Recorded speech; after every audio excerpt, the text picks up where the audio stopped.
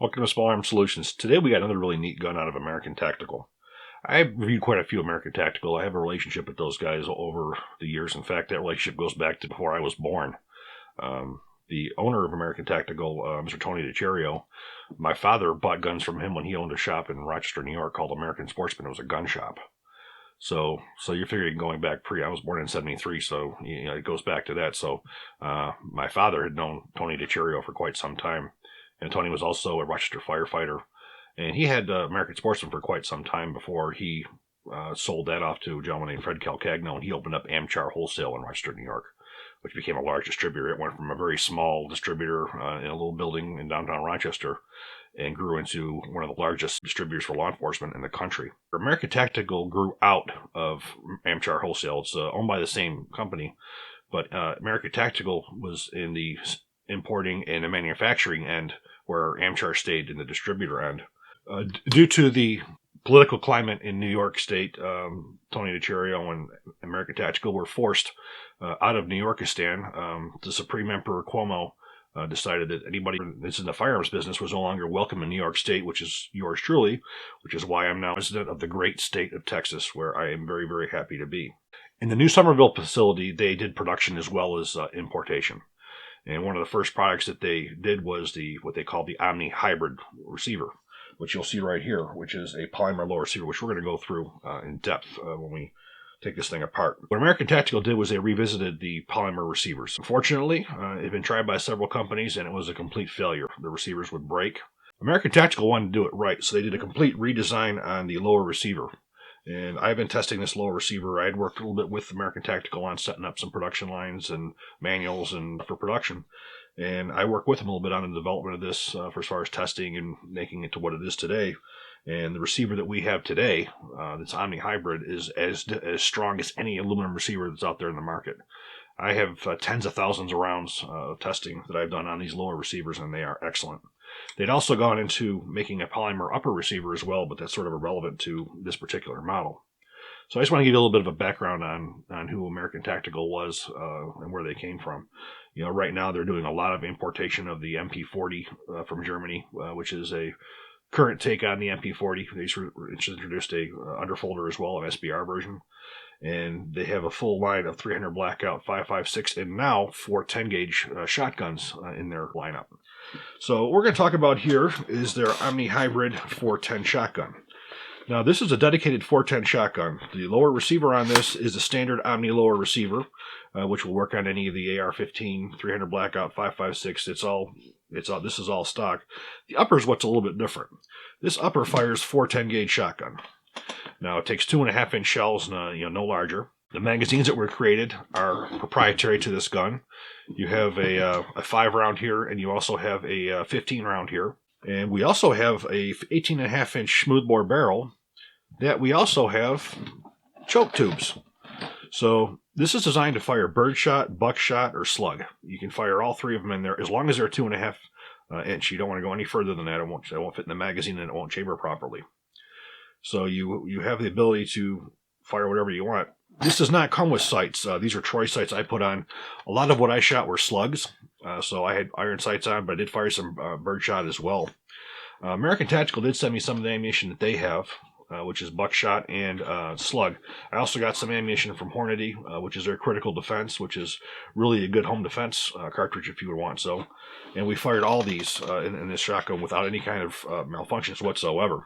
The upper receiver is a standard upper receiver, and the handguard is a free float M-lock. Now, we're going to get into the inside of this, and we're going to see some of the differences. This is actually a external piston, short stroke tappet, and what we're going to do is we're going to take the handguard off so you can take a look at it and you can see how it works.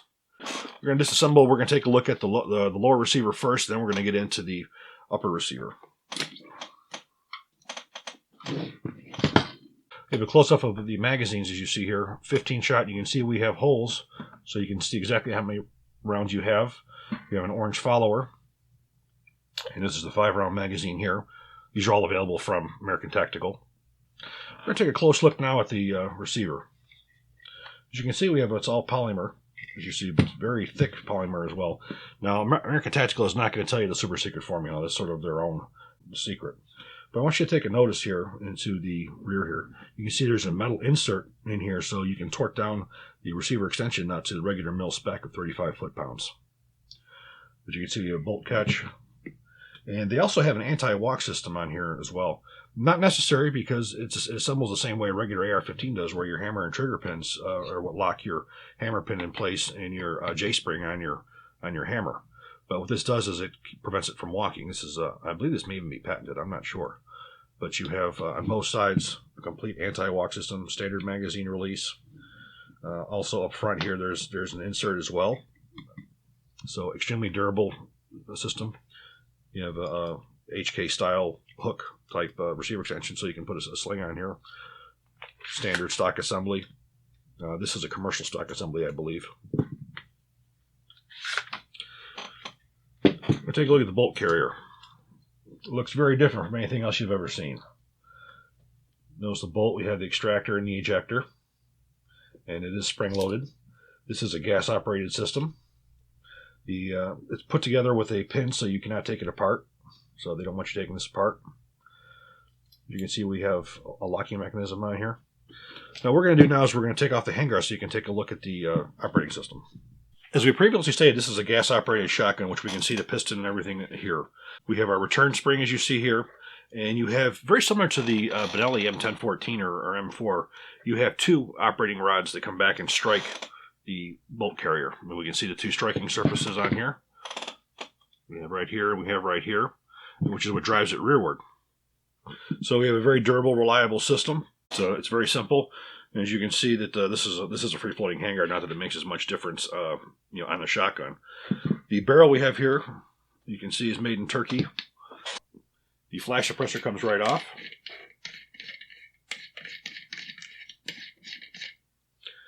And from there is where you would be able to use your various choke tubes. And you have a wrench that comes in here as well. So again, we'll do anything that you want it to. I primarily shot slugs in this thing, so that was mostly what I did, but I did quite a bit of buckshot as well. And for close distances, it did quite well for every purpose that I had. As you can see, it comes apart very easy to clean. Handguard slides right over. And then it's held on with 6 screws. The shotgun weighs 6.5 pounds. Extremely lightweight. For anybody who wants to go out and shoot rabbits, or they want to go shoot any kind of small game with buckshot or self-defense, this is a perfect shotgun for it. And it also goes to show you where how this MSR rifle, or how this type of rifle is taking over, is a hunting rifle as well.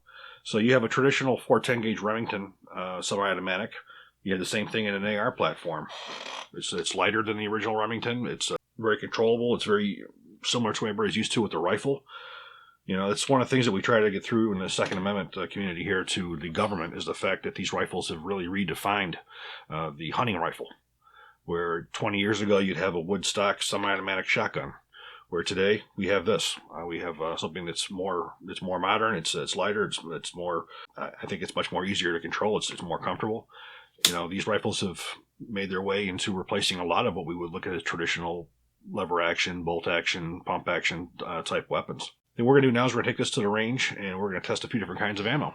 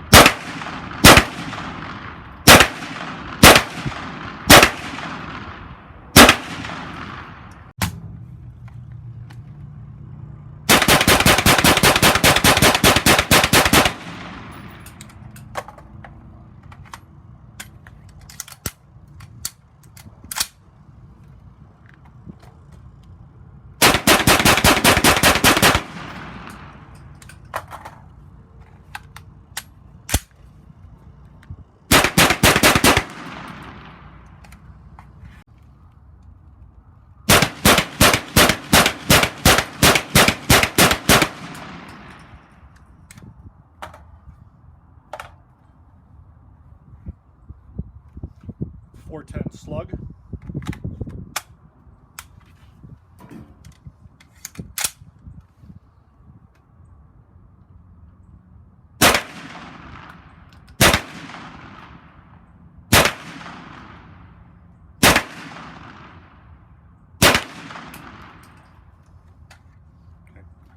I thoroughly enjoyed this shotgun. This is the first time I've really ever shot a semi-automatic 410.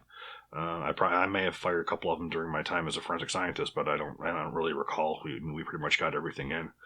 But me being an AR fan, I like the platform. I like the feel. It fits me. I'm used to it. I've trained with it my entire life. So I thought it was really, really cool. It's not really expensive either. You're looking at $5.99. Now, you can replace upper receivers if you so choose, to make it all aluminum, or you can probably even get their polymer receiver on it if you so chose. But overall, you wouldn't need any more than this. We tested a lot of different kinds of ammunition, and the thing shot very well. Reliability was perfect.